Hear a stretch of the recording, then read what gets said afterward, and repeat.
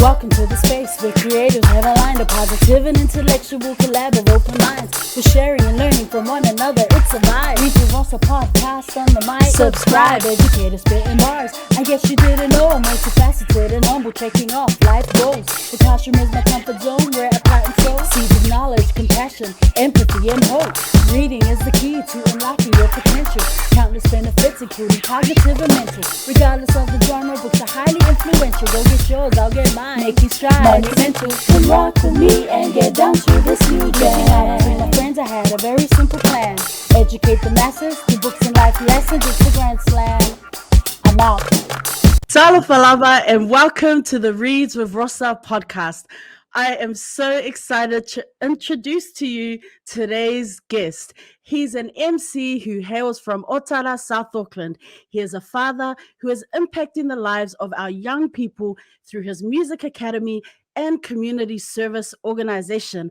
Although growing up, he didn't really speak the Samoan language, he is now sharing our beautiful language and culture with the world through his storytelling as an artist. Welcome to the show, The Movement. Thank you, sis. I appreciate it, man. It's a blessing and an honor to be here. So, honestly, to even think of me, it's huge. So, thank you for that. I'm excited, bro. Mm. As you can tell, I'm so excited. Man, it is such an honor. It is such an Oh, honor, to have you on the show to, share a little bit about your journey. Um, mm, because I feel like a lot of us we hear the music from an artist and we think we know them, but I'm just so right. excited because you get to actually speak to some of these rhymes that you've written, these lyrics, the music that you've made. So I'm really excited that people get to see this side of you today. So, Um, yeah, how are you doing? How is your family? How are things amidst COVID that is kind of still here, but mm. Things have been great. Lately, I've been blessed with a few opportunities. Family is great as well. Children are well. So, mm, yeah, COVID's here and still learning to adapt. It's a thing. It's an ongoing thing. So, yeah, I've been great, man. I'm just keeping myself busy. mm. Even with all these restrictions are starting to ease up, it's been great. Honestly, I've been wow. So, yeah, overall, it's been dope. That's awesome. Great to hear. Well, before we kind of like launch into it with all these difficult questions I've got lined up for you, no, not really, but before we get into it, I just want to, hand it over to you just to shout out your villages, your people, just to Mhm. give some props to your supporters. Tell us a little bit about yourself. Yeah, myself, both of my parents are Samoan. I'm from a religious family. Mother's from Whangaroa Bay in Samamea. My father's from Solo Solo. And yeah, they migrated over years ago, and just raised up in a typical Samoan religious family. We were very poor, but we had a lot of faith with church, and also yeah, myself, born and bred in Otara. Just been working with music, just dealing with all that stuff. What do you call it? Myself, being blessed to be an MC representing my city. Actually, with a lot of those who were there before me, like the likes of Erman and Mm, Mr. Sick, the Colorway Camp. You had Face Killer as well. So having that around me was a huge influence. So for myself to actually get into hip hop was through these guys, and they were my local friends, my close friends. mm, So being able to be around these guys helped me mold my sound and also influenced me into to writing and to creating content. So yeah, so music became a path for me where I felt like I was accepted and felt like I was good at it. Where myself being a Samoan boy from Otara, where I lacked identity. So I was raised up in this neighborhood, and yeah, um, yeah, I was just, raised up with music and a whole lot of experience. So, Mm, and that's what I do with my music. I talk about my experiences in life, and that's why I have that sort of connection and engagement with a lot of my listeners because I feel like they relate to a lot of my stories. So, yeah, mhm, just raised up out in Otara, moved over to Queensland as well. I've been doing a few things out there, and then also coming back and forth, back here in Otara and helping out my city, just trying to mm, uplift it, just creating avenues and platforms for the children. So yeah, mm. that's pretty much it. What I get into. So yeah. You mentioned some of your local MCs, that Mm, you kind of like looked up to, worked with. And I was wondering, like, that's the local scene in terms of like rap, the rap game. But who were some MCs like overseas? Like, who were some, you know, rappers overseas that you grew up like totally hooked on and really aspiring to kind of like, oh, mm. I want to be like that guy because the way he's telling his stories, man, that's mind blowing. Like, who were some of those for you?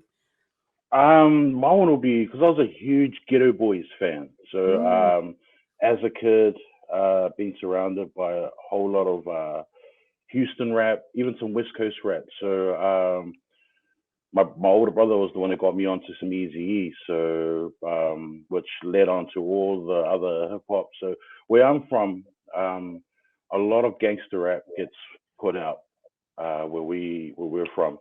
So I was highly influenced with an artist called Scarface, who was oh, yes.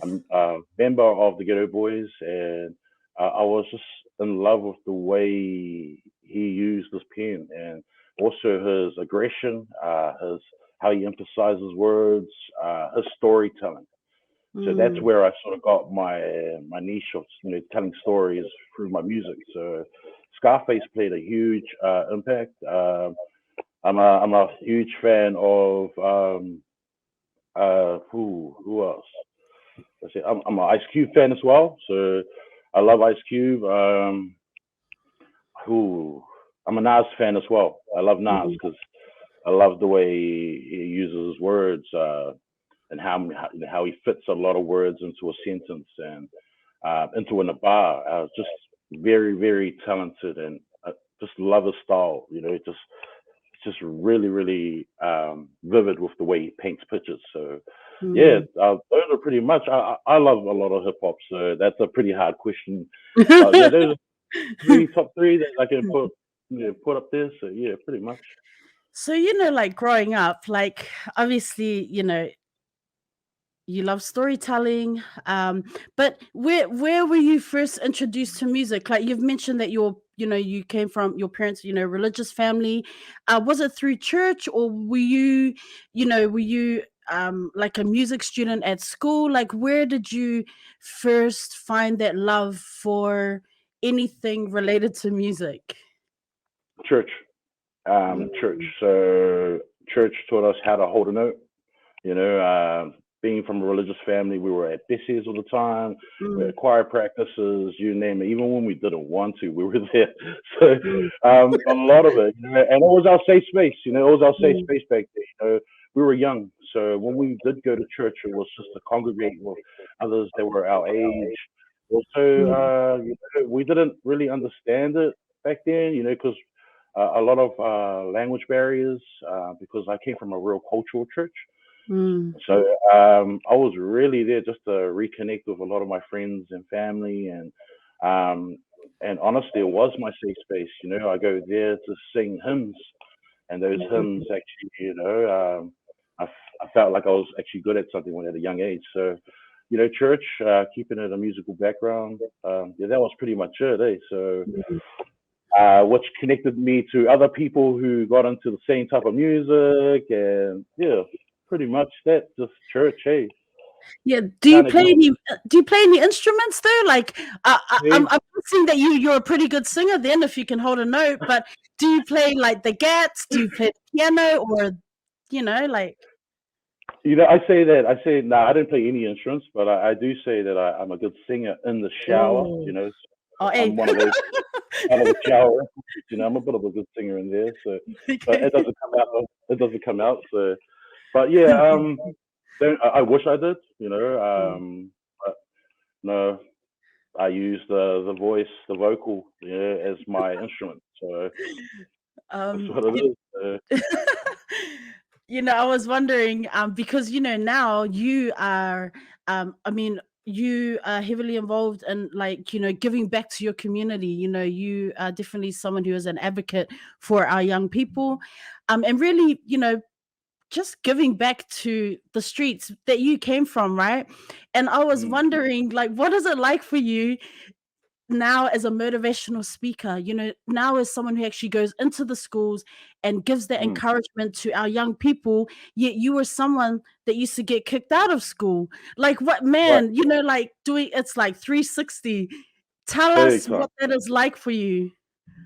Humbling moment, man. Because honestly, all those schools that kicked me up, I've visited all of them as a motivational speaker. So Mm, honestly, it's it's a crack up, eh? Like just turning up to the school and I just knowing what I was like back then. I was like, you little brat. But being in a different light as well because now I'm seeing it, as a parent and mm, also because I was their child. So just trying to translate the information in the most simplest way, for our children. It's also the engagement these days. You got to capture mm, them from the jump because the what do you call it? The tolerance level now is so minimum. If you mm, disengage from whatever you're saying, they just snap. They're just done. They ain't gonna listen to the rest of the stuff. So mm, it's important. Just just trying to be that OG that I needed. Just changing the narrative. I'm just out there just trying to uplift the children, providing them with options. Back in my time, we only had three options, but now we have 20,000 or even more options now for the children. So just reminding them and, just reminding them what they have, um, and sort of just trying to remind them about their self worth because, back in my day, I found it hard trying to know who I was. I know as a child, I know as a teen, you're still trying to find that. So I'm just trying to make the transition a whole lot easier for our children, pretty much. But it's been great. It's been great. It's been humbling. I've been going back to these schools and I've been getting a lot of good feedback from our students. So and if those who are wanting more catch up after that session, I offer my service to our children to have one-on-one sessions. So just creating that space for our children where they can feel free and open up and trying to normalize talking. So, but it's been mm. cool. It's been cool going back to these schools, man, and seeing the changes as well. Seeing the changes as well, like the school system and how much it's changed. I've seen all these things like free lunches. They're giving out free lunches to these schools. School fees are affordable now. So these are the things I sort of look into, especially with the service that I'm providing today. So Mm. yeah, it's been awesome. I think it's great that you go back and you give back in that way because I feel like, as you mentioned, some of those hardships that students are experiencing in your neighborhood, in your neighborhoods, you've Hmm. you've been you've walked in those steps, in those footsteps, and so I feel like a lot of your stories will resonate, and like you said, it's engaging and it's something that they can Hmm. relate to. So I think it's Thank great that you're out there doing that and connecting with our youth and that just real like one-on-one. I'm not talking down to you, but I'm at your level kind of thing. I think That's it's so right. cool, bro. Straight up. Thank you. Yeah. I wanted to, ask you about Machete District, Oh. Sapelu Gang. Can you um tell us a little bit about that group? How did you come together? Yeah, what's the history there, if you could? Um. Yeah. Yes. Wait. Machete District. It's a collective. There was like three of us. So it was myself, Poetic, and Smooth. So me myself as an artist because I was doing things independently by myself. But I've always wanted to feel. I just always wanted to belong somewhere. So Mhm. I've always had this thing in the back of my mind where I wanted to create a group where but just finding out what type of group that was. So just enhancing on that Samoa, something, just you know, just being proud Samoans in the songs, and also within my culture, if you was to create content, it has to be really, really respectful. There's you got to be mindful of the stuff that you say. So the approach that me and the boys when we wanted to become the Polynesian NWA. So, Mm, going against the grain and just making an impact in that sense, where Sabelus were used as our tools, as our brand, and just just coming out with that sort of thing because there's a lot of Samoans here in New Zealand, so just being that group and where our people can stand staunch. So the we at the time Smooth was living in Brisbane, and myself, I was living in Melbourne at the time, and Poetic was living in Sydney. mm, And yeah, we made things work between the three states. We started doing music, and one thing led to another. It was just all great times, man. We were just all pushing for the one movement, and that was to represent that flag. And yeah, mm. man, we got to do a lot of music. Got a huge fan base where a lot of our people were so proud of the music that we made, or the albums we toured as well, and yeah, it was a great moment. So I wouldn't change it for one bit. So it was a great hip hop moment. So love Mm. the boys as well. So yeah. That's awesome. Thank you for sharing that. I wanted to talk about Anonymous. Shout out to Feimu. Ooh, Shout out to the bro man, Feimu. for I you. want yeah, I want to before I get into your album and your music, I want to talk about this amazing relationship that you have with the brother producer Anonymous. Mm. How far do you go back? How did you all connect? Yeah, I mean, Ooh. Oh, yeah, that goes way back. So I met the Uso Fayumu Anonymous through the Uso Erman. uh, So the Uso Erman was working on the Powerful Blood album mm, at the time, and Anonymous was doing the production. So me having ties with Erman back in the day, but this is when the movement was a two-man group. So it was mm, myself and I had my cousin at the time. So mm, Anonymous had a studio based out in Māngere at the time, and we came in to actually do the vocals for a song called Otara Gangsters, which was recorded at the Bros house. And that was the first time I caught up to Uso, and we just came in.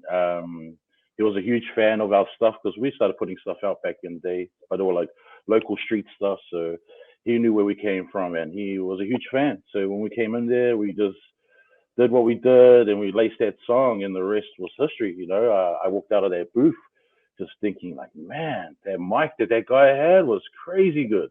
Like I couldn't get over the sound he had and mm. how easy he made things. Like he was while I was recording the verse, the dude was making the remix and the while I was recording my verse for the actual song. So and it was just mind blowing because I was like, this guy's really good on the keys. So my relationship with this guy, yeah, it just led from one project to another, and things were just easier.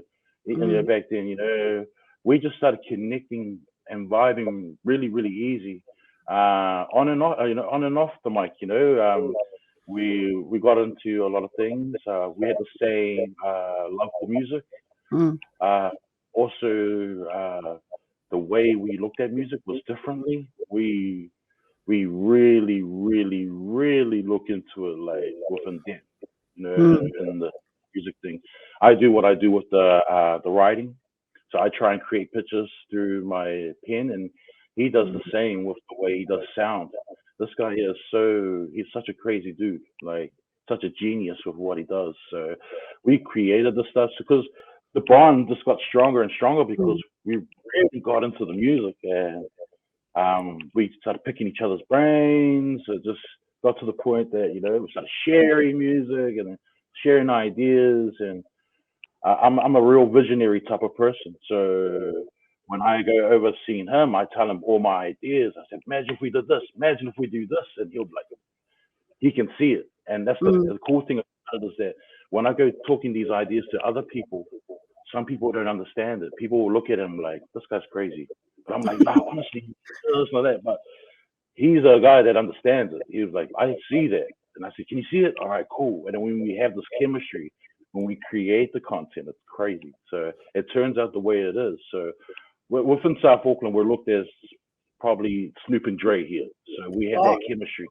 You know what I mean? that's So what's all up.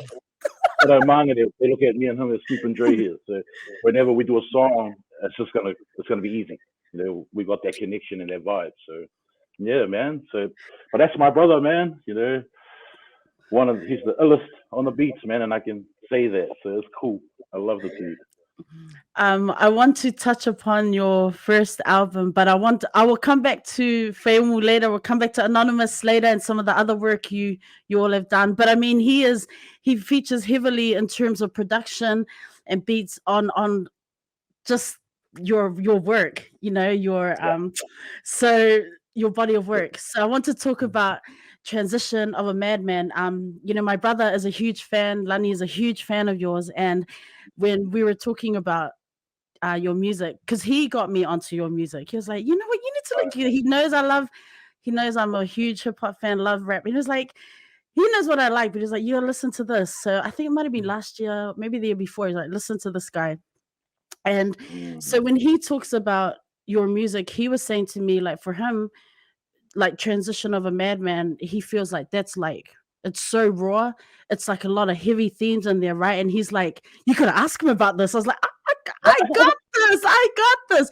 And Yeah. actually, I want to talk about it because some of these tracks on this album are super deep, and as I'm listening to it, I'm just really thinking about the mindset, like your creative process in this. So first of all, the album title, before we get into some of the songs, the album title, why that, why did you choose that? Transition of a Madman was a part of my life where I was transitioning from one world to another, and Mm, my life in the industry back in the day, it was a very tough one. So um, I got, as a juvenile, I got caught up in a lot of all sorts of bad trouble, made some bad decisions, and got involved. So as I said again, I was trying to find who I was. The lack of character. Just didn't know who I was. While I was doing that, I was out in the streets. So doing mm, what I did, and just making bad choices. While I used to make ends meet, I used to do a lot of bad criminal activities back in the day, mm, just to have my mother, you know, just to have my mother get by. But that was all I was good for. So back in my day, a lot of the local gang members used to tell me that I needed to leave the life. They said, you are so talented that you shouldn't be here. You should be on that stage representing our neighborhood. And then got to the point I couldn't even work for them anymore. They sent me away and they told me to start pursuing this passion that I had. Um, Transition was my transition into the industry. I was radio banned before everything came out because of my character, because of the people I was involved with.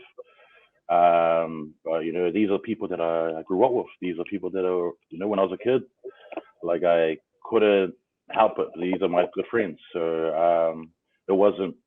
They didn't appreciate that. So for me to mm, try and get in the industry was quite hard. Like they wouldn't accept me. Even artists today like didn't accept me back then. Even when I did release my album, they wouldn't accept Otara hip hop because Otara hip hop is categorized as gangster rap, and then there's New Zealand hip hop.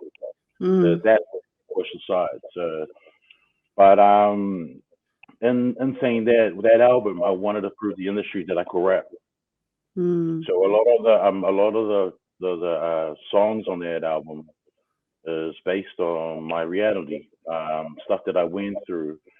mm, I got a song called "Broken Picket Fence" where it talks mm, about my relationship with my parents. mm, Also, I have like other songs called "Daddy Loves You," where it's based on my relationship with my children when my ex partner at the time took off with my children. Mm, and just the hurt. So, in saying that, music really, really saved my life, mm, and that's how I treat the music, how I treat the process. I treat it as a therapy. Um, mm, you have those who chase dollars and all that stuff. But really, this is the stuff that kept me alive. And that album was really raw and deep, man. And mm, as you can tell when you play the album, it starts off really on a minor chord, and it's really, mm, really minor, and it starts to lighten up as you go through the album. But mm, it was pretty much based on my transition into the industry, and hopefully the industry would accept me for who I am, and that that there is a good side in me, and I can rap, even though I came from as just to not judge me. But mm, that's what it was. Transition of a Madman. I love that album. I mm, love that album because during those times when I was creating that album, I was going through a lot of gang issues. So in order for me to try and take off to the studio and record my album, I had to have one earpiece on and the other off mm, because people were out to kill me at the time. mm, So that's what I mean. That's how dear the album is to me because the moment and the journey that I had during that time, I wasn't in a good space, but I mm, thrive with pain. I thrive with a lot of pain. So, mm, if I'm in a real dark space, I know I can create the most epic song. mm. And Yeah, it's gonna I mean, it's very I had to start with the album because I think it doesn't get enough flowers. Like I feel like obviously the undisciplined son comes later. We'll talk about that soon. yep, And I yep. think that gets, obviously that gets a lot of recognition and whatnot, but I feel like you have to really like the word transition and in its entirety and in this body of work is just Yeah. oh my god, it's so epic, bro. Like, okay, I'm not gonna let you get away real quick on that one because Good I enough. want Oh, good. to go through You got some of time. these things, right? Because Yeah. like um when you listen to a lot of albums, there's that always that beginning introduction, right? But this Mm, introduction, let me tell you, the transition of a madman is the intro to this album. yeah. There are just so many like points in this very, I think I can't remember how long it is, maybe just under 2 minutes or something, but in Mm, this introduction it's so heavy. So let me tell you some of the stuff that like you listen to and it's like, whoa, oh damn, another one, oh another one. It's just firing away. So you're like talking about a long time coming, thought you never make it, caught up in a yep. cycle. And Yep. then whether you're going to break that cycle, be dead, or go to jail, which you've kind of alluded to. A lot of promises made, but people giving you jack. Even when you Mm, work hard, people never gave you your shot. You talk about yep. it's my time, music is my life, and there's the pros and the cons of the business. But you keep going back to hard work has paid off. Then you Yep. go on to say, I'm not looking for credits. I'm just trying to do me. I want to do me. And you talk Yep. about, like you've already mentioned it in the interview, it's all for this passion and love for hip hop. Then you say Yep. this line that I found so interesting because I feel like this was a few years ago, but it still applies today because you say you've watched others do it and die out with the trends instead of making music with a cause. And you can actually take that line and go, bro, that still applies today. It's just, the cycle of news and even music coming out. You're famous 1 minute and disappear the next. It's these trends just come and go. You Come and go on to go. say, you say you're on a you're on a mission to do it wholeheartedly, so that every time when you're on that stage, you're giving it all, right? You say That's you right. had no keys to the door, no one guided you, um, no one led you, in terms of telling your story, but you're going to kick down that door and you're going to let that story unfold. Which Mm, I was at that stage of the introduction, I'm like, oh my God, what else can hit me? But do you know what I mean? uh, Like it's yep. so heavy and powerful. And it's a real short snippet of what's to come Mhm. in the rest of the Yep. album. And then you say transition of a madman, a lesson that is learned from, and then you talk about like life and then depression. And then it's Mm. this part, the confession through the hurt. And so you mentioned Broke It Picket Fence, which is the next song. Yep. Then you mentioned um what is it? Daddy Loves You, which is so heartbreaking. And even Mhm. then, it's like I think in that song where there's this line where you talk about being maybe being teary-eyed in the booth, like it, and even on the video, it's just like it's this really dark Oh, but powerful moment. So I know I'm being like so like just no, over the good, top with my whole like good. but Thank you. Thank you. Also, like honestly, like that there, like just how you just put that all together, like it has been slept on. Like, thank you for that. Like, like honestly, this goes over everyone's heads. You know? Yeah. but Ah, no, bro, but I got let me just throw this one in there because you this hook is so sad. Like this hook, I feel like it resonates with many of us. We all walk different paths, but there's these things that you say in the broken picket fence, and the hook is like, I'm so sorry that I wasn't good enough to be the son you dreamed I could be. I know I was a father not fit enough to be around when you needed me, but I worked so hard day by day to be as positive as I can be. No white picket fence here, just broken dreams. Just have a little faith in me, let me be. And this kind of, it's like this like self motivation that you're giving, you like encouragement, really trying to like tell yourself, this is what I've been through, but you just remain so positive, like in the midst of all these heavy rhymes and heavy like experiences that you're speaking on. There's just this flicker of hope all the time, and I'm like, how is something so raw and heavy and really kind of heartbreaking, how do you remain, that's my question, how do you remain so optimistic, bro? How do you where does that hope and that yearning to be better and to do life over, where does that come from for you? Because when you look at this, and I know this was a few years ago, you've obviously, your journey has taken a different path now, but bro, if you can go back to that time, like how were you able to keep going? I Okay. would say my imagination. I would say my imagination. Mm, I had, because we were a very poor family. I had a lot of dreams there, so everything was, mm, I was dreaming about it. Like I'm gonna do that. I'm gonna do that. Um, I was, I inspired myself. Like I had to look at them. Like I'm gonna be this. I'm gonna prove wrong. I'm gonna prove my family wrong. I was very high on proving people wrong. Like when mm, people said you can't do that, that was me. I'm like, all right. They said I can't do that. I'm gonna try and do it. And mm, I'll go 100 on it. But all this stuff here allowed me to listen to myself and find out what's going on inside here and how do I feel, like being content and knowing what it feels like inside. And then at the same time, putting it on a pen and just making sure I do justice on it. Like I was mm, like, man, and when I do that, because I create these songs for my self therapy, that when I mm, do them, I'm like, wow, yeah, this is faith. I got faith here, and I hope that all the stuff. But honestly, uh, it was a very, very tough journey, and music allowed me to see my worth.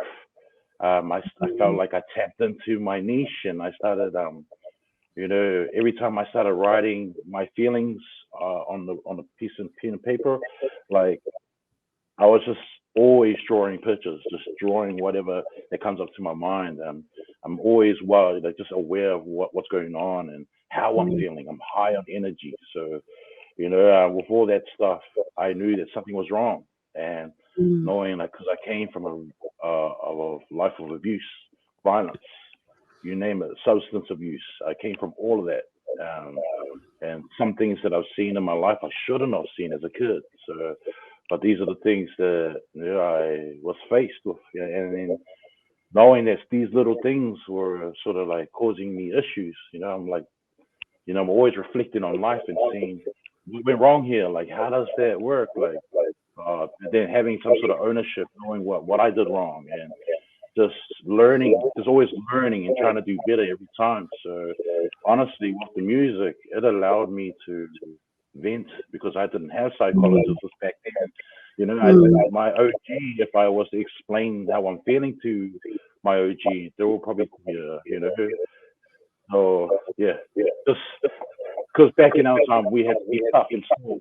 So, mm, so we weren't able to talk. So um, that was my escape. Was able to just to write my feelings on a pen and paper and jot it down and create lyrics over them. And um, yeah, pretty much that was it. Hey, just learning Mm, who I was and just trying to be more content with my writing as well. Like making sure that whatever I write is the truth. That if mm, whatever is because honestly, it's just like with a lot of the music that I created, I got a lot of emails and a lot of good feedback from people, and it sort of helped them. And when they send me messages like that, I know that I've done my service. That's my job, is to heal those with my music and my word. It's never about money. It's always about self healing, or whether my stories can reflect with them and they can, relate to them, and hopefully it sort of brings them some sort of light to whatever the issue is going on. So I'm really, really mm, high on depression, because I know what us polys go through that stuff. So I go heavy on that stuff. So, and also a lot of our cultural differences that we have, where we are now living in New Zealand or in Australia or the US, and the culture is not the same where we were living. mm, So um, it's pretty much just kept me grounded, with making sure that I deliver the best message out there with my music.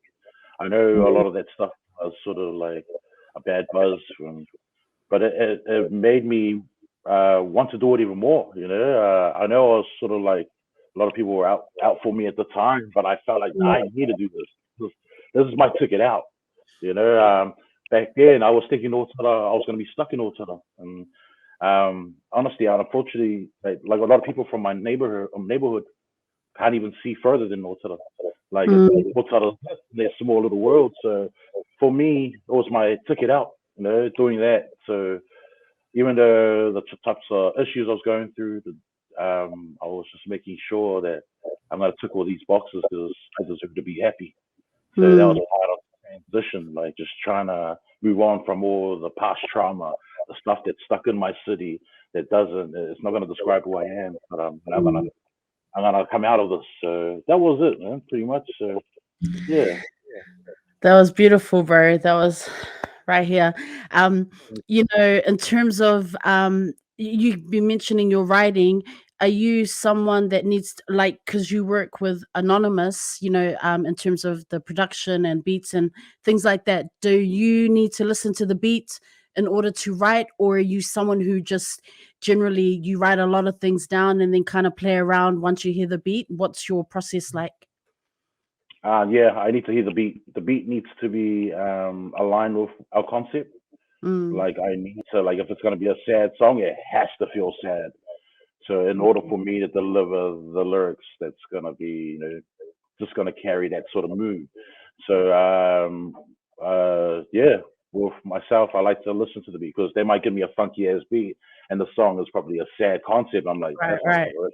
Come on, I'm all about beats. So, really, really visionary with the beats though. Like I've had a lot of scenarios and been Mm, fortunate enough for the content to actually come into fruition. So I've had songs like "Daddy Loves You," where it's based yes. on that type of stuff. Also, where Matt Little, yeah, it's just crazy. Even Master as well. Like Yeah. once I heard the beat, I know that this is gonna be it. And then I push forward to actually making sure that is all aligned and that it works that way. Mm, So I like to listen to the beat. I need to listen to it, and mm, if I can't feel what they're looking for, then I'll get back and be honest and say, you know what, it's just not hitting. mm. It's not hitting. Let's keep looking. Let's keep looking for something that hits. So yeah, it needs to hit right here in the Fatsui. So Wait, right there, bro. that's it. So, Wait, huh? that's I it. know. Anonymous is such a genius, and you two together as a team is oh my Yeah. gosh, that is Oh. just epic on levels of like I can't even. But bro, let's while we're here because the Yep. Undisciplined Son EP dropped in Yep. 2017, and on that. I mean, there's other songs I want to talk about, but since you mentioned Master, let's go into it, right? Yep. Yep, So I yep. mean, I know you've been giving your flowers ever and ever, but I don't care. I'm gonna give you your flowers anyways. Again, just this Thank featured on you. the Hobbs and Shaw soundtrack, man. You and Thank Anonymous. Oh my gosh, bro, something else. So you have these just amazing Samoan MCs that join you on this track. I read on this article that you said this is more than just music. This is an anthem for our you. people. And I want to ask you, bro, what was it like to proudly wave that Samoan flag to the world, to Hollywood, to anyone who was looking? Tell us about it. Man, it was huge. The fact that to be on that scale was crazy great, and also from how it came to be, like from a car park at Hungry Jackson Mm, and Kedron in North Brisbane, mm, me and the bro anonymous from making conversations like that, and making those decisions where he gave me that beat because the beat was initially for another project that he was right. working on. So when he played it to me, I said, "What's this for?" And he told me, and he was like, "It's for this project." I'm like, "How can I get my hands on it?" And he goes, "What are you gonna do with it?" And I said, "I'm gonna do this." And I created the master track in that car right there Mm, and then. I said, I want to do this song. I want to do a song where I'm proud of my culture. And because of that, because this is a dream that I've been thinking about this years. When I started as a rapper, I'm like, man, I've always wanted to do a Samoan, mm. an all-star rap thing, and that came to that moment. Because when I spoke to Matt, he was too busy digging into his food, and he was like, really? Yeah, and I took action straight away, straight away. And also, we recorded the verse just to sort of start it off, and then I sent it out to the boys. A lot of the MCs turned the song away as well, turned down the song. Um, yeah, they're kicking themselves hard now. Yeah. So, but it is what it is. So Mm, one thing led to another. Everyone just came through, but all the artists as well didn't know what was going on. Like they hadn't heard everyone else's verses; they only heard theirs. So me and Anonymous did our thing and started creating this magic, and then we created Master. So the song was originally called Manu 91. mm, So you're talking about the Manu Samoa back in 1991. I was a huge fan, and mm, for myself, being a Samoan, once I heard that this rugby team was coming out straight from the islands from Samoa, and it was a huge thing. So creating that song was an epic thing, and also it was during the time of the MMT with the World Cup. mm, Samoa wasn't doing too well that time, so we thought we'll just create this song called Master, sort of uplift our people and let them know and say, okay, we'll just try next season. so, so that's what it was. And it's crazy because now like me and Anonymous, we don't take moments for granted. So mm, whenever time we are together and we create these ideas, we don't realize, wow, we know that some of these ideas will go anywhere, so we're always content with the moment, especially with creating the mm. content. So yeah, man, it's epic story too, man. Honestly, but thank you for Man, that. Sis.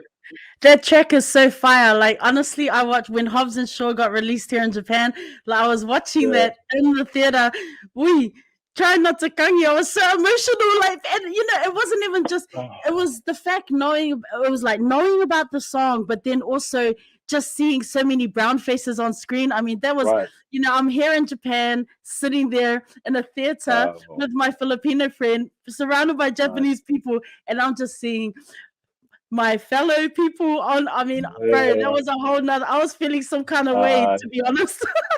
yeah, that would have been cool though, especially where you are. That would have been epic, Bro, man. man, it So, was so fire. I was just like, I needed my friend was like, "You all right?" I was like, "I need a moment. Give me a moment." yeah. Oh Why not? man. Hey, cool, man. Yeah. Oh, um. So just like I did ask you about your first album that dropped. So in terms of the undisciplined son, because there's two other tracks I want to talk about on this. How Okay. did you come up with the name for this? Because it was like, you had a bit of you were working on other things and then you finally dropped this in 2017, this EP. Mm. How did you come up with why undisciplined? Is it because, yeah, sorry, go ahead.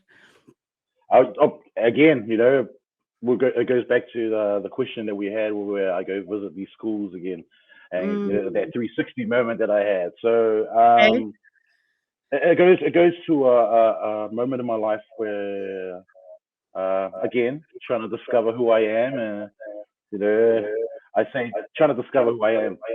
Really, I've been all about it.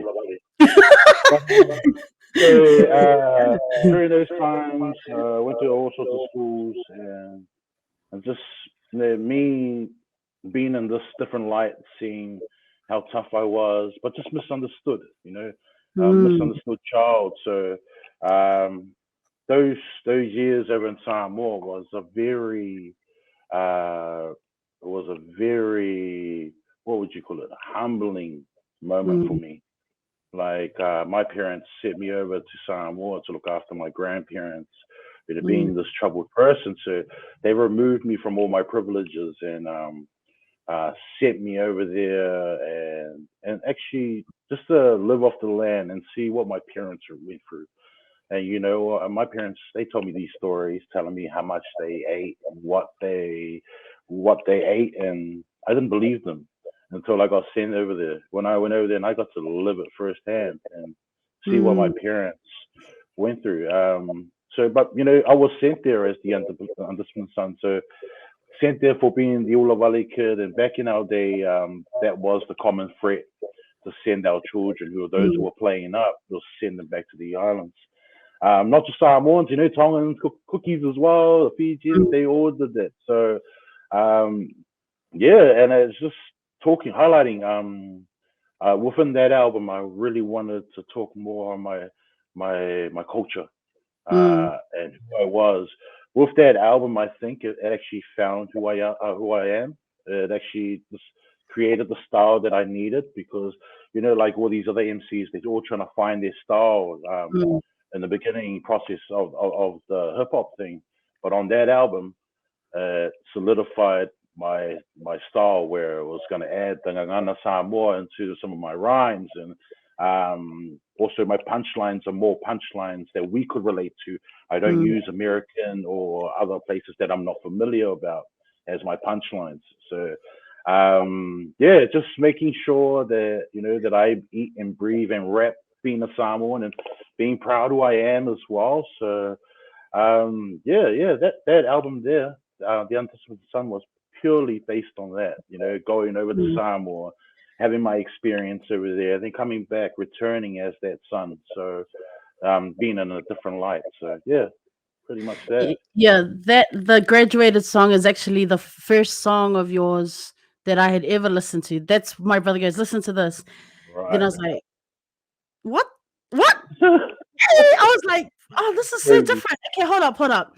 Then I went back and then listened the whole album. Then I went back and listened to the transition, your first album that dropped. Yeah. So it was just real mind blowing to me. I was just like, hey, okay, Mm. is this guy getting his flowers or what? Like, I was just like, Oh. just this whole different style of music. But yeah, I love the whole that focus on the culture and our language, and I love that you've talked about identity. And I'll get back. I'll get into that soon. But I wanted to talk about my favorite song on that album. So for those listening or watching, check out the Undisciplined Son. Obviously, graduated. The very first song on the EP is it's so epic, and I really love the video that goes with it. Like it speaks volumes, right? Because of course you hear it, but the visual just brings this whole other layer to storytelling. Yeah.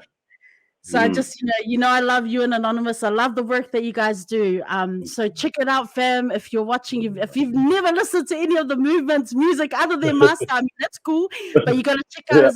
his other body of work. So I want to talk about No Doubt About It, which is the second song Ooh. on the EP, Yeah. because after listening to the Transitions album, I listened to that a lot. But then when I think about this album and especially that song, it's like 360. That's when I look at the song, and this is just my interpretation, and I could be totally Yep. wrong. For me, Yep. Yep. I listen to it and I'm like, yo, he's gone 360, because as always, it's this ode to South Auckland, right? Where you're giving back. This is, shouting out your just your origin, where you came from, always and Mm. will always be South Auckland. Boy. And then you talk about like the codes of the street, code of the streets.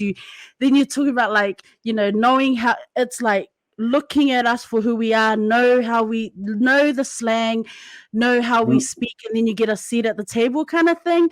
And Yep. then you talk about like how you handle the beef on the street. So I'm listening to Yeah. this like, oh yeah, okay, so I'm hearing this, yep, I get it, this is where it's, so where are you going next? And then you start talking, but you keep saying this thing, don't make also say it again. You start talking about the industry and having to do whatever it takes. I'm like, oh, okay, okay, so I've heard that. Where is he taking the listener next? Then you Mm. start talking about getting radio time, which you just, you talked about earlier, the difficulty of Yep. getting that. But now in this song, you're like, yo, I'm getting radio playtime. Then you're like, I'm flying overseas. I'm doing, Yeah. you're like, I'm like, Yep. oh, and then you talk about you're proving like non-believers Mm. wrong, right? You're Yep. actually, and there's this funny part, but I don't think it's meant to be funny, but where you're just like, yo, I'm getting features now and getting paid to do it, like, Absolutely. Of course. and I'm like, Yeah. oh, the transition. So I'm listening to this Yeah. like, hit me, what else is there? And then you go on to say, the only people who can fix you up when you're broke is, you talk about family, and this is the Mm. part that I really like about that song, is because you're talking about, fam will always be there, pretty much. You come together, you Yep. gotta have the munch, gotta have a feed. And I Yep. like how you're like, we have a munch, but you gotta buy it in bulk, right? That's the Yep. only way to go. So that's funny. I love that. But then I also like how you're like, it always has to begin with a local. Yep. you're coming together for a Absolutely. feed, but it has to start with prayer, always. Yep. And then from there you go from there. And then I like this part where you're like, and it's related to your parents, because you say you're taught to share whatever, anchor Mm. butter, waties, river mill loaf, Yeah. yeah, taught to share whatever. That was word from my folks. If we don't, I like this line, if we ain't listen, then my mama's aiming straight for my throat. I was like, oh, Mm. that's it. Yeah. Yeah. We can relate. That's it. I was That's like, it.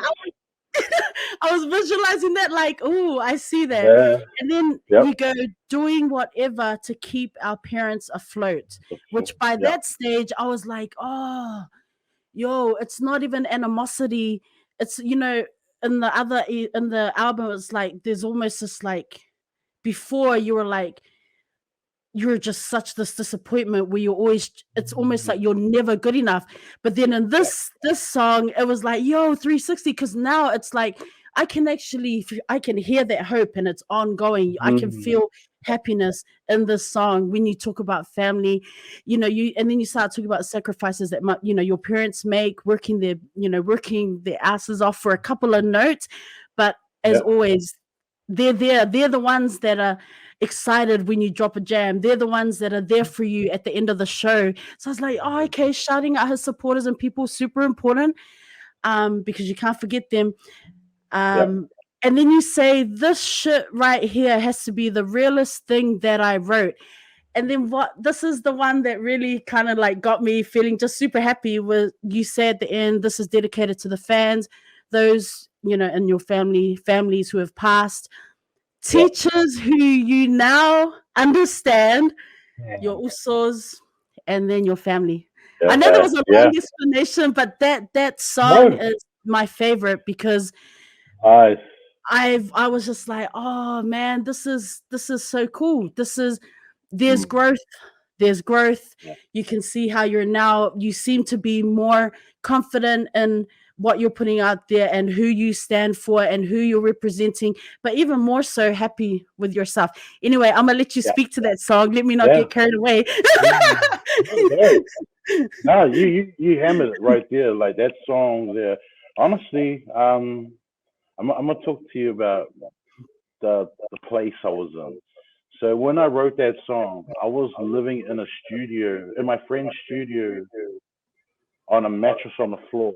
I just moved over to Mm, Queensland at the time. So I I was actually trying to get myself on my feet in Queensland at the time.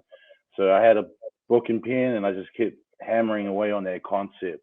So what myself and Anonymous like to do is write content that other people haven't done, or Mm, even ever spoke about. So no doubt about it, we had to separate it, break it down. So this song here has three different concepts, three mm, different verses, three different hooks on the one song, mm, and it hasn't been done before. So the first concept is, the first verse was based on my life in the streets, mm, what I saw and how it was, and then the second verse was based on my life in the industry and how hard it was, and then the last one is now what am I all about, and it's all about mm, family. So highlighting the true value of who I am and what I do, why I do it for. And also, honestly, that song when I recorded it, I never thought it would hit the radio. That was probably the least expected song, probably my weakest song that I felt like mm, when I put the album together, I felt like, oh, no doubt about it. I don't know, I'm not feeling 100% about that song. Anonymous was like, bro, that's my song. I'm like, are you sure? Like, not really digging it. I don't know if the people are ready to hear this type of song because mm, I was still testing the waters out myself with the way I wrote it. I'm like, oh, I don't know, bro. It's a bit of a scary song, but you know what? It was one of those moments, and I flew over to New Zealand for a little bit just to shoot some content, and then it was one of those moments. They pulled up outside my house. They knew we were going to shoot a video, but they didn't know what song it was. So I mm, came out the house, stretched out the door, and then they were like ready to go, and I'm like, okay, let's play the album. And they played the album, and they, what song are we going to film today? And then we played No Doubt. I'm like, okay, let's shoot this video. We shot it right there and then. Just went for a walk, and they were just following me the whole time. mm, The video was so epic, just it was all done organically. mm, How it all came to be, and then the response of that song though was crazy. Like when we released the video, I think David Dallas released the song during the same time on the same day. mm, He released his song and video in the morning, and this is David Dallas we're talking about. And then I released my No Doubt About It video about 4 o'clock in the afternoon. I doubled his numbers by 6 o'clock, wow. like within 2 hours. That's how the response of everyone, like when they check the song out, and the Mm, feedback of it, it was crazy. That actually got me on radio. So uh, yeah, and that song there everyone loves that song. So mm, um, it was yeah, it was one of those songs for me. Like it's out of it. Like everyone loves the song, and I'm like, man, it's out of it. You guys got to realize the type of mentality and mindset that I was in writing that song. I was so mm, scared, like with the way I wrote that song, even the situation that I was in. Like I didn't think that that song will come out the way it did, and honestly, yeah, that's one of the favorites that I perform. When I perform that mm, song, it goes off. Everyone loves that song. So yeah, you nailed it with how you broke it down, like totally broke it down. Like that's it, man. Honestly, but I love that song too. So mm, just the way sometimes songs happen, it's just it just happens organically, and it's just mm, that song was one of those songs, and it's a favorite one for everybody, no doubt mm. about it. Yeah, For you, when you think about, because you've also dropped singles as well, yeah. and when you think about everything that you've put out, whether current or from the past, what is your favorite song? That must be hard to choose, right? What is your favorite of all the music that you've put out? Oh, it's difficult. Oh, probably.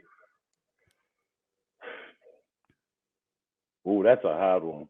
Mm, That's a hard. Probably graduated. mm, Graduated. Graduated at that time. Graduated at mm. that time. It Right, was. I felt. I felt that song. I knew that that right. was my heart when I wrote Mm, that song. Yeah. Also, how we filmed the video, the journey of shooting the mm, video and being over in the motherland. Like it just felt right. Felt great. But I wouldn't say it's my best song yet, though. mm. Okay, So okay, that's still coming, right? That's still coming. it's We're gonna still talk coming. about It's that. still We'll coming. talk about that. Yeah, yeah, we do that. We do that. But I graduated. I love graduated. Mm, Just the process. It was fun when we shot the video. Just reconnecting with our people. Going to these certain places in time, or just being back in the space again. It was just, mm, and I love the song. Just everything that I put towards the song. Even also when I wrote it, when I recorded it, I did one whole take. mm, Yeah, so that was the way it happened. Like even Smooth when I recorded the song, I jumped on. He was, "Are you ready?" and just played the beat. He hadn't even heard it before.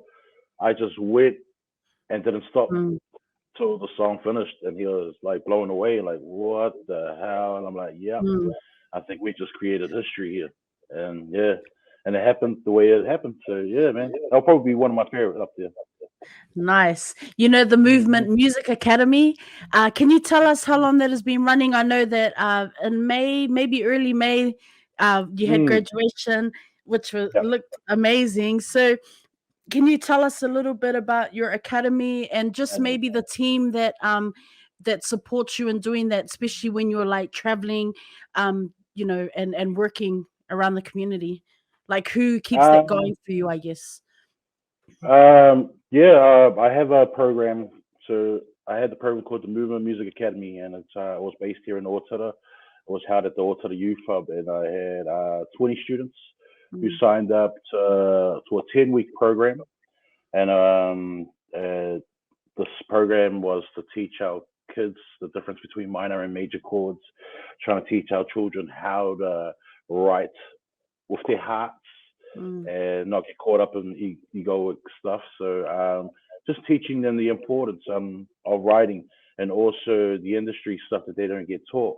Also teaching our kids how to write their pain through music, through the creative arts. So um, and how much it could sort of help. Because a lot of the students that I dealt with were all from different types of trauma. So mm, I'm dealing with kids as well where they have disabilities as well. So having this all in this class and trying to uplift our students to having the confidence and knowing their worth and all that stuff, and just releasing it through music.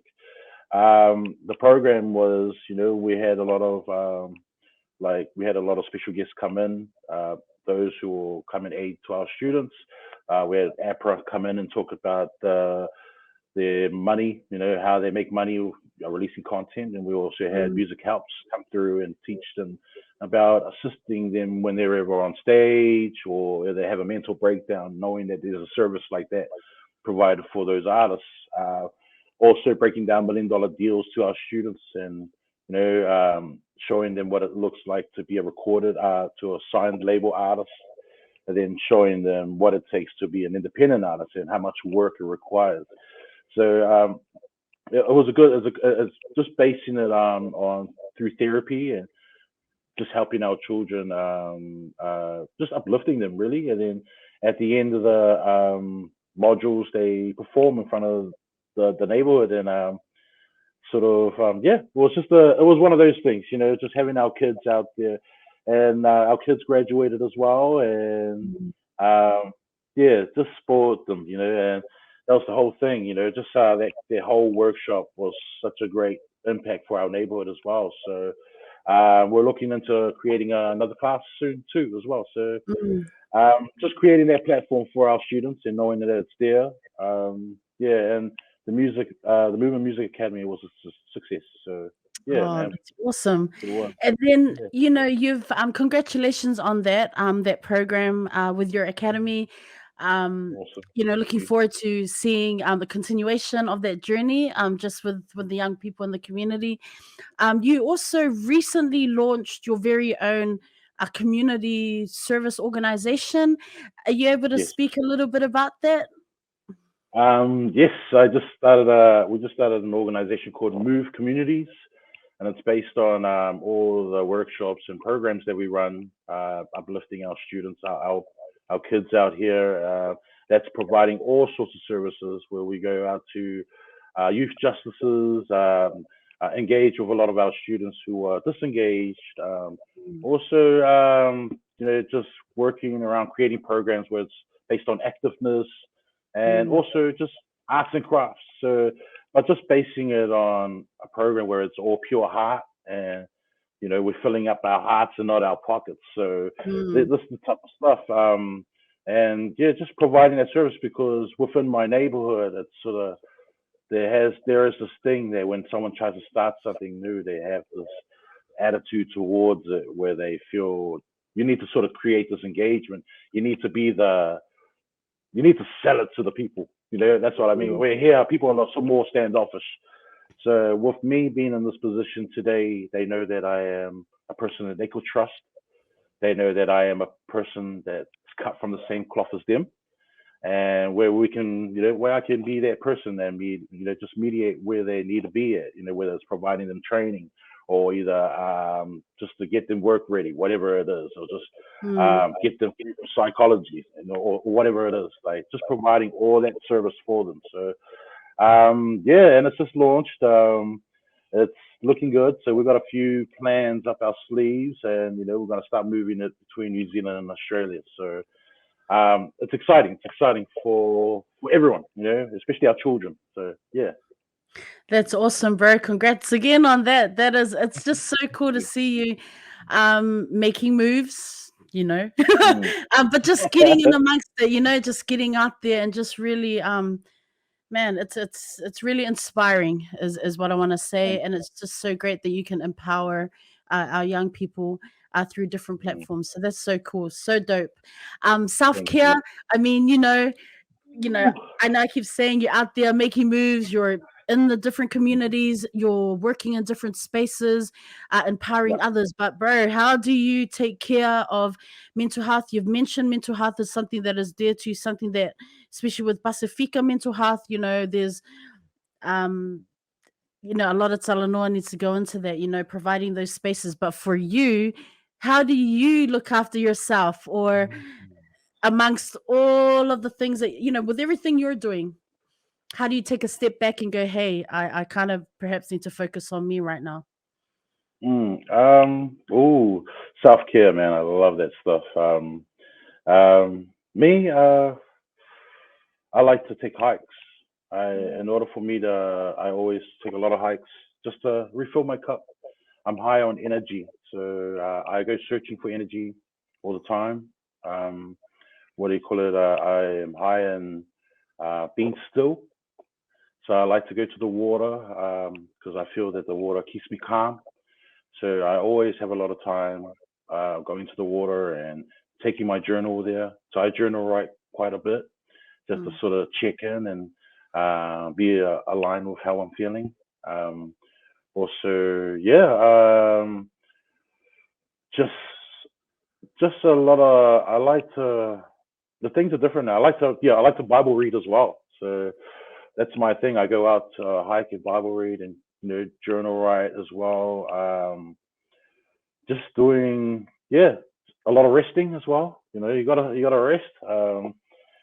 Yeah, just I'm very cautious of what my energy gets put towards to. mm, Anything that doesn't recuperate that type of energy, I ain't even putting any energy towards it. So I conserve my energy quite well. So yeah, in order for me to, when I know that I'm not feeling great, I am aware of it. So I'm always refilling my cup. So the mm, last thing I want to do is take my 60% but out there and give my 60% to the people when I should be giving 100. So I'm more mindful of that and I'm always aware of it. So if I'm not feeling 100, I'm not doing it. So I'm based mm. on feelings.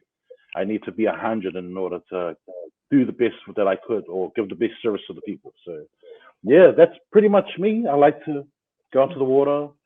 I like to do things that I like to do. You know what I mean? That's important, man. Yeah, yeah. Super I love my important. massages. I love my Okay. massages. You do you. Oh man, you know what? The thing I think I love my facials. I love my facials. I love love looking after my skin. These things. I don't know. Call me old, but this is the type of stuff I'm getting into. I love that sort of stuff. So yeah. No judgments, bro. You gotta do you. And what's even better is hearing that you are actually taking time for you. I mean, I think that's important for Always. someone like yourself who is just in amongst it and really trying, just out there being a change maker and just being an advocate for so many different people in many different spaces. I think you just gotta do what makes you happy, and That's right. it's good to know that you're taking time to look after yourself.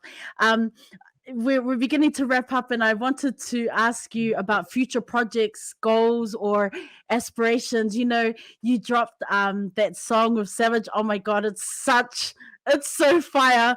Lie Like That with Savage. That song just makes me laugh. So I mean, obviously it's not the theme of the song is serious, but it's this idea of the posers and the pretenders.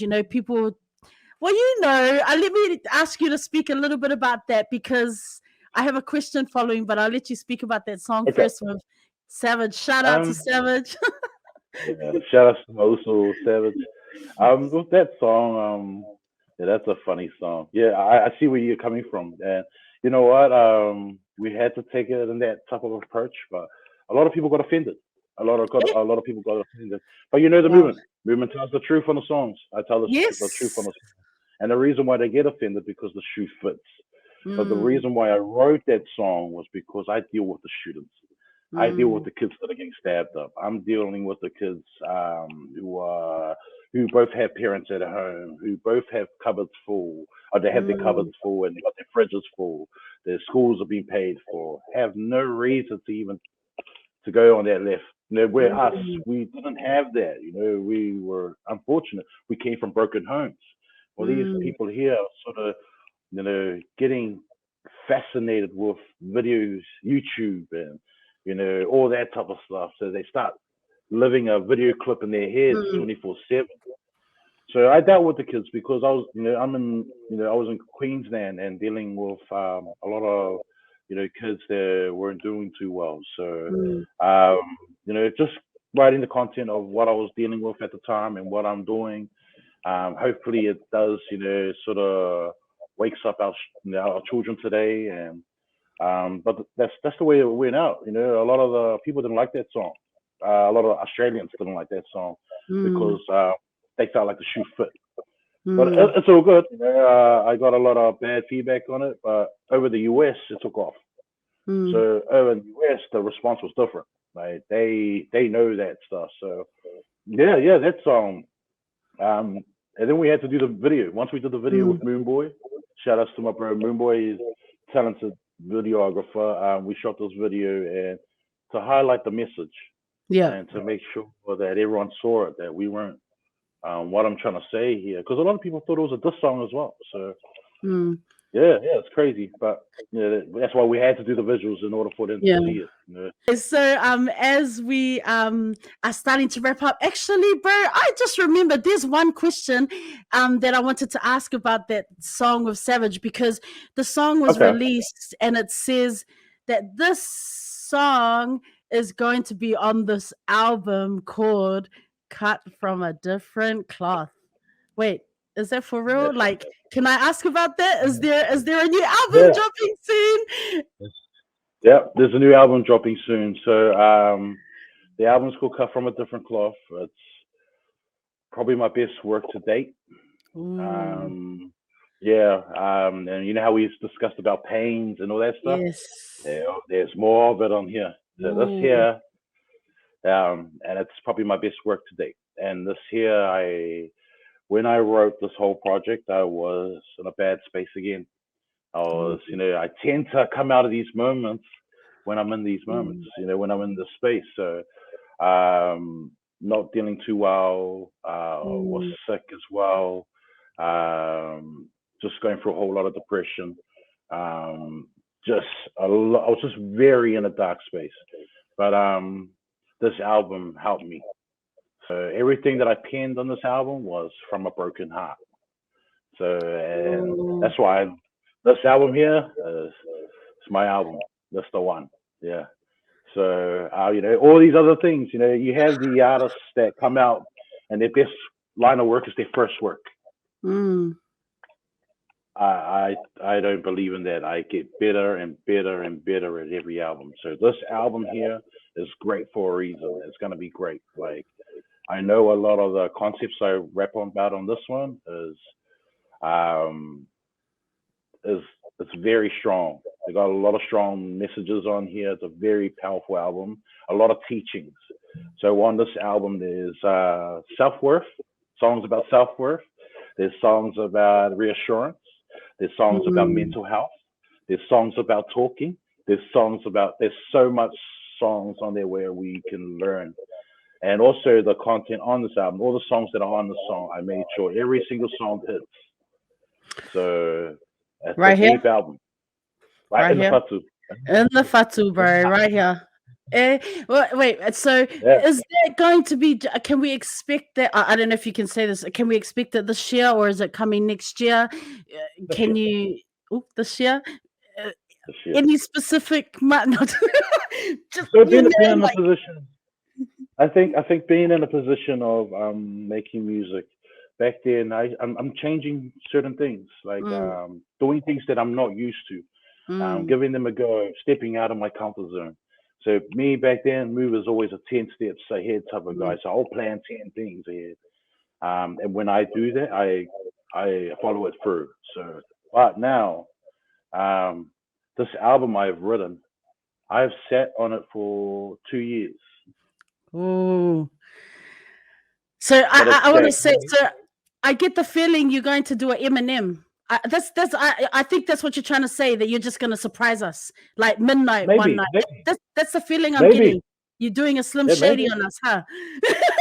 Oh man, but you know what? Because I'm just going against the grain now because Yes, a I lot of the love it. stuff that, yeah, because there's rules, but I'm Yeah. going against them now. I'm like, they were like, you have the, yeah, everyone's like releasing albums that only have 10 songs.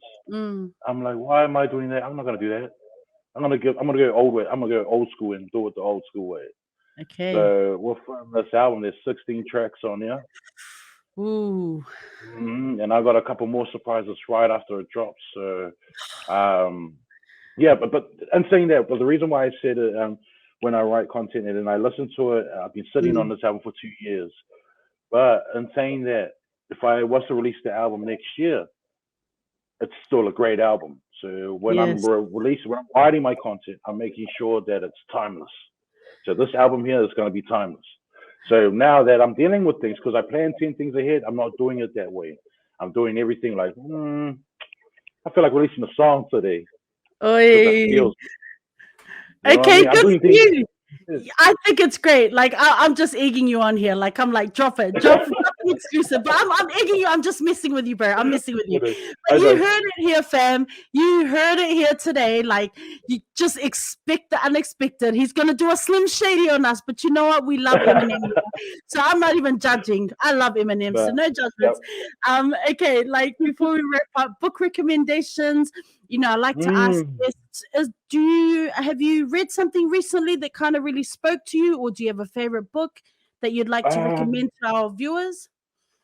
yeah, I love my reading. Mm. So one of my favorite books will be Think Like a Monk by Jay Ooh. Shetty.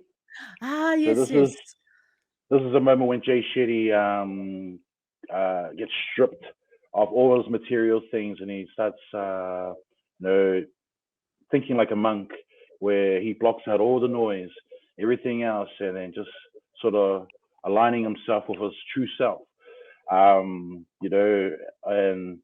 just it's allowing him to sort of slow down and be mindful and see everything around move slow. So yeah, it's a good book for me. It allowed me to actually try and strip myself from certain things where I could sort of look really deep inside to what I get into. So yeah, also yeah, a book that I'm getting into now was the Bible.